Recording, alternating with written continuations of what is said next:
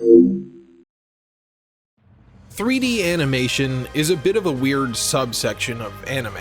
Of course, nowadays in the 2020s, you have shows and studios that can utilize 3D characters in ways that look absolutely phenomenal. The strides taken to make something like Chainsaw Man look as good as it does certainly seem enormous when compared to media from only 10 years ago, let alone the early 2000s. Gundam itself is certainly no stranger to 3D animation, having used it as far back as the 80s to supplement its traditional animation, and using it to pretty good effect for the currently airing Witch from Mercury. The Gundam franchise's first foray into something fully 3D animated didn't actually happen until 2004, under the name of Mobile Suit Gundam, MS IGLOO, The Hidden One-Year War. The original release of the first 3 half-hour episodes were shown at the Bandai Museum in Matsudo for the franchise's 25th anniversary, and there were no further plans for any sort of wide release. However, the series has since found its way onto DVD. While MS IGLOO isn't something that I consider required viewing for the average Gundam fan, it is a pretty cool little slice of the franchise that is wholly unique. While the focus of Mobile Suit Gundam has almost always been on the mobile suits, MS IGLOO focuses the spotlight on other Zeon weapons that were employed throughout the war. Which is a really fun concept, gives me some Battlefield Secret Weapons of World War II vibes. We get to follow engineer and weapon evaluation specialist Oliver May as he and a group of at-odds crewmen test hidden super weapons. All this is done aboard the Jotunheim, a formerly civilian ship that was refitted to serve Zeon during the One-Year War. The show gives us a look into the lives of people that don't normally get the spotlight. Gunners on an orbital weapons platform, tankers who used to form the backbone of the Zeon ground forces, and even mobile suit pilots that are left in the wake of aces like Char Aznable. So welcome to the first video of 2023. Let's sit back and take a look at MS IGLOO, The Hidden One-Year War. Lieutenant Oliver May of Zeon's 603rd Engineering Unit, along with the rest of the Jotunheim crew, is introduced pretty much right off. MS IGLOO doesn't have time to mess around, opening directly to some action between the Federation and Zeon. One thing that you're going to notice with this show is, for some reason, they really love to shove the camera right in people's face, which can become distressing, especially if you have a phobia of animatronics, because everyone in the show looks like a rubber mask stretched over a robot head. Also, Oliver appears on the bridge and does this zero-G flip that is right out of Robot Chicken. Oliver complains to Captain Martin Prochnow that the cargo the Jotunheim is transporting is far too valuable to be lost, and they decide to return fire on the Federation troops. The ships retreat, and I don't really know how to describe the movement here. It's kind of like the ships have zero mass as they turn on a dime and speed off. I have no problem with mobile suits moving like this in space, but I can only imagine the crew of that ship just being slammed into walls as the entire thing rotates around them in under a second. Hopefully they had good seatbelts, or were floating in the center of a room. We're also introduced to Special Operations Lieutenant Monique Cadillac. That is definitely a Gundam name for sure, and Lieutenant Washaya from the Tech Evaluation Division. These two, along with Oliver, have been assigned to the Jotunheim by the head of Zeon's engineering department with a very important mission: test out new prototype weapons that could turn the tide of the war. MS IGLOO goes out of its way to show us that the propaganda that Zeon produces obviously doesn't correctly portray the course of the ongoing war. Oliver himself personally struggles with this realization as he has multiple conversations with Zeon's head of engineering. It's an interesting aspect that I wanted to mention. The first piece of tech that Oliver oversees is a huge cannon called the Jormungand that can destroy a capital ship from incredibly long range. Well, Oliver, I'm gonna have to take away points for creativity on that one, because Gundam has no shortage of guns that are just really, really big. We see the Jotunheim pass by a colony being moved in preparation for Operation British, the original colony drop. And hey, this is another really cool thing about MS IGLOO. We get to see early parts of the One-Year War. Oliver, being altruistic, says that this is no way to wage war and he would much rather blow people up with tanks and lasers. Finally, we get a small time skip to the Battle of Loam, the very battle where Char Aznable would make a name for himself. If you couldn't tell already, MS IGLOO really is one for the fans. I could not imagine knowing what the hell is going on without having seen at least some of the Universal Century before, which makes sense given its original concept as a museum piece. However, if you don't know anything about the series and stumble across this OVA, well, at least there's the spectacle to keep you invested. The Battle of Loam, as shown in episode 1, is honestly pretty impressive for the year it was released, with sweeping camera angles and a ton of action on screen all at once. It also allows the mobile suits to have an incredible sense of speed. Like I said earlier, I don't have any problem with the mobile suits moving like this in space. I think it actually really illustrates how deadly they can be in battle. The Jotunheim, and by extension the Jormungand crew, start to get a little antsy, wondering why the Zeon forces haven't contacted them with targeting data yet. The person who is most frustrated with this is Gunner A Officer Alexandro Hem, a man who has been mainly characterized thus far as an oafish dude who's always yelling, but is great at his job. Hem embodies a theme of MS IGLOO that persists throughout the first 3 episodes. He feels like someone who's been left behind. With the development and deployment of mass-produced mobile suits like the Zaku 2, more conventional means of combat have fallen by the wayside. It's something shown off right at the start of the original series, with only a few Zaku being able to stand up against tanks and any other enemy combatants with zero issue.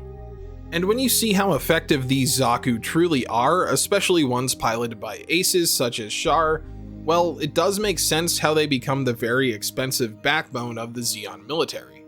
Why spend time building giant cannons that are so powerful they can take out a battleship with a single shot, when mobile suits are so deadly they can do the exact same thing, but without also being a giant target? The crew of the Jotunheim decide to take matters into their own hands, so Oliver launches in a small shuttle in order to get the firing coordinates, but only after the Jormungand makes its first shot and misses. Oopsie. In the end, the power of the mobile suits win the Battle of Loam, though the heroics of the Jormungand operators won't be forgotten by the main crew. With the Jormungand being spotted by the Federation fleet on account of it being a giant laser cannon, they end up fleeing from pursuing enemies after Captain Prochnow orders them to return to the ship. Luckily, Oliver and the others are able to make it back, but only due to the courage of Hem, who stays behind on the gun to destroy the pursuing Federation ship. He dies in this effort, and the episode ends by telling us that the Jormungand was considered a failure and never fielded again. A somber message that will persist for the rest of the series. Episode 2 picks up in the month of March, still early on in the One-Year War when Zeon's ground invasion had really picked up. We observe a group of Zaku asking for a resupply, but something's a little fishy about these guys. So yeah, at this point the Federation had not yet fielded their own mobile suits, but they had begun stealing Zeon mobile suits off of the battlefield.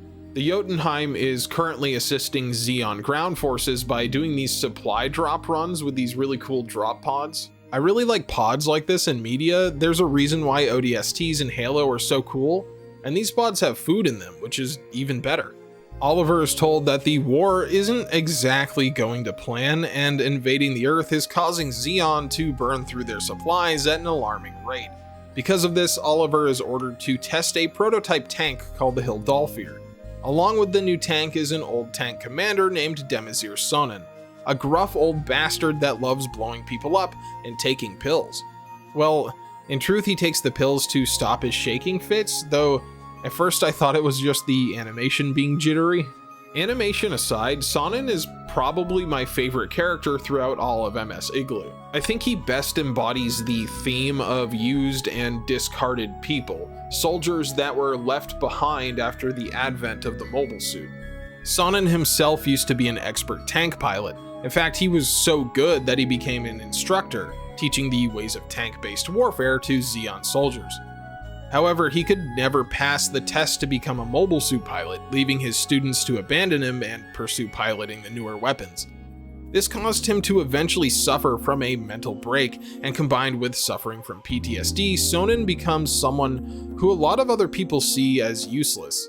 Well, Sonnen proves himself pretty useful actually, as the drop point is attacked by those pesky stolen Zaku from the episode's opening, and the Komusai dropship carrying the Hildolfir is hit. Oliver drops Sonnen into the desert to reduce the weight load on the dropship, and then we get one of my favorite battles in this entire series. Sonnen takes on the stolen Zaku using the Hildolfir, and man, this battle is pretty tight. The tank has enough power and range to destroy the mobile suits in one hit, and from far enough away that they can't return fire. The mobile suits attempt to close the gap between them and the tank, and we get this really great visual of the Zaku lumbering towards Sonnen while he watches on the monitors. The detail that went into making the monitors look pretty realistic deserves some appreciation. Also, the fact that this engagement takes place over a span of like 10 kilometers is a nice touch, and something that we don't get a lot in Gundam.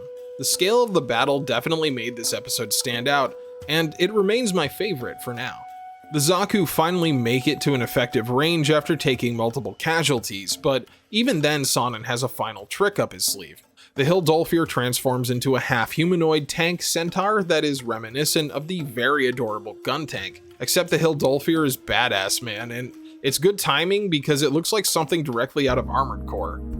Sonnen then proceeds to do a Devil May Cry style combo on them and use the recoil of its main gun to balance on one tread and ram them. The Federation commander shoots the Hildolfir's cockpit and limps away, intent on destroying the Kumasai, where Oliver and the rest of the crew still are.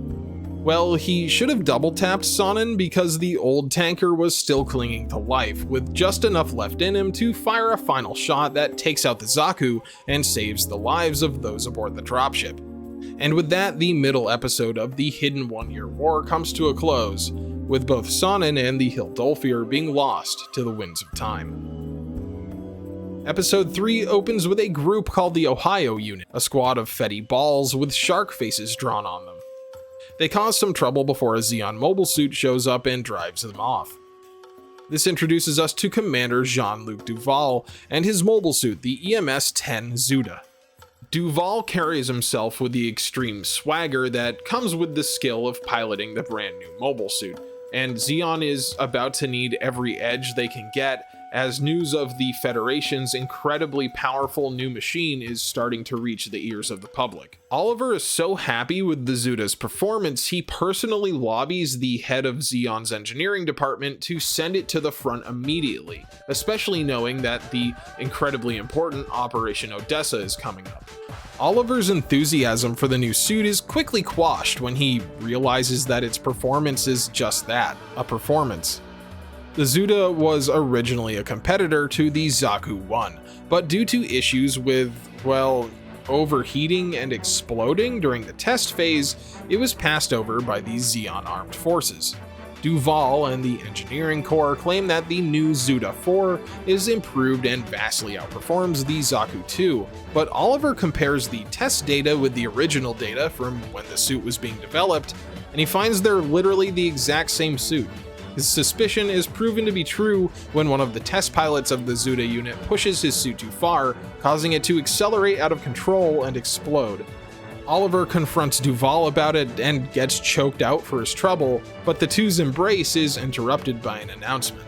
The Federation puts out propaganda saying that the new Zuda mobile suit that Zeon keeps propping up is nothing more than a previous failure, and it doesn't matter anyway because they already won the Battle of Odessa. The crew of the Jotunheim is shocked to hear this, and Captain Prochnow decides to use the ship to go and help the survivors.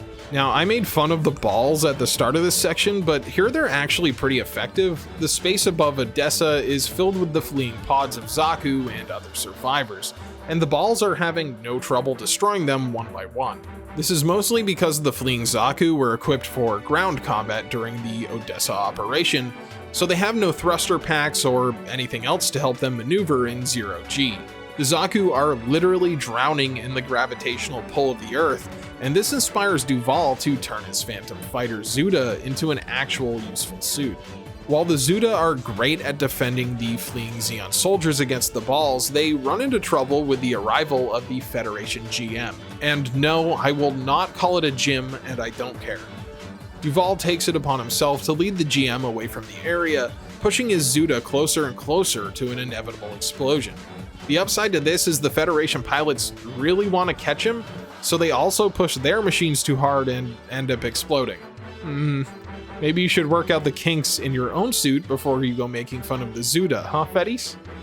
Duval is lost, with his suit being completely obliterated, but in his final moments he was truly able to use his suit to its full potential, showing that it could truly exceed the performance of the Zaku, and I like to think that he at least died feeling fulfilled.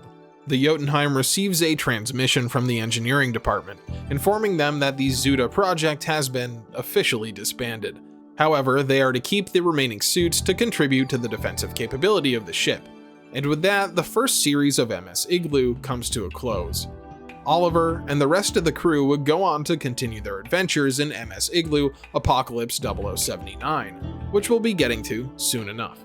Mobile Suit Gundam MS IGLOO The Hidden One-Year War is an interesting experience, at least. Now, I'm not going to say it was the best thing ever or even great, honestly, but I am glad that I checked it out, and I think that the work that the animation teams put into this fully CG production is something that should be celebrated.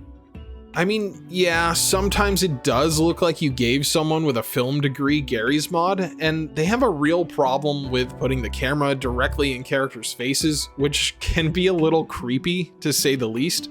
But really, this came out in a time when fully CG animation was an exciting and rapidly growing field, and MS IGLOO used it to pretty good effect, even if there are some sore spots that stand out. MS IGLOO is specifically very good at introducing characters that are likable and relatable, and giving them a satisfying arc all within 30 minutes. And that by itself is impressive. Would I say it's an absolute must-watch? Probably not, unless you're a huge fan of the Gundam franchise already. But if you are already nip-deep in Gundam and you want to see some underutilized aspects of the universe brought front and center, MS IGLOO is a good time. Thank you for taking the time to watch this today. Next up on the channel is a deep dive on Gundam Seed Destiny, which is something that I know a lot of people have been eagerly waiting for me to talk about, and I have a lot to say about it. If you would like to support me further, you can do so by subscribing to the gaming channel. Also, keep a lookout for an announcement coming up that I think will make 2023 the best year for the channel. Copyright strikes be damned. Thank you once again, and we will see you very, very soon. Hey there, and welcome to today's end card. Well, that was a fun little foray into the world of 3D CG animated stuff from Gundam, and it's actually a little bit more impressive than I thought it was at the start. The first time I ever saw screenshots of MS IGLOO, I thought it was the cutscene of a PlayStation 2 game, so to have it actually be entertaining for an hour and a half is pretty cool in my book. I hope you guys really enjoyed this video. I think that the next video that's coming out, the Gundam Seed Destiny video, is going to really be probably a long one, and I think it's going to be one people like because I have a lot to say about that. This is the first Gundam show that I've actually had a hard time just getting through. If I wasn't making a video about it, I would not have watched it. It's so stupid. So anyway, look out for that. And then we have Vodums coming up at the end of the month as well. Of course, this is like the first time recently on the channel I've been able to get videos out at a pretty good clip. Of course, the Dragon Ball video got removed, so that doesn't show up in the videos, but we've, every week and a half, about every 9 days is the average right now for a video. So I'm trying to find ways to get back to doing it every week like I used to in mid 2022. I think there was an 8-week stretch of time I was releasing a video every week back then, which I don't know how the fuck how I did that, but anyway, I'm getting closer back to that, and I'd really like to, because it was a fun time. Anyway, thank you if you made it this far. You're awesome. Thank you very much to the channel members who stood by this channel through thick and thin and are on the screen right now. and we'll see you guys really soon in the future with probably a video, the first video on the channel where I really like rip into something that I don't like at all. So stay tuned for that, and we will see you soon.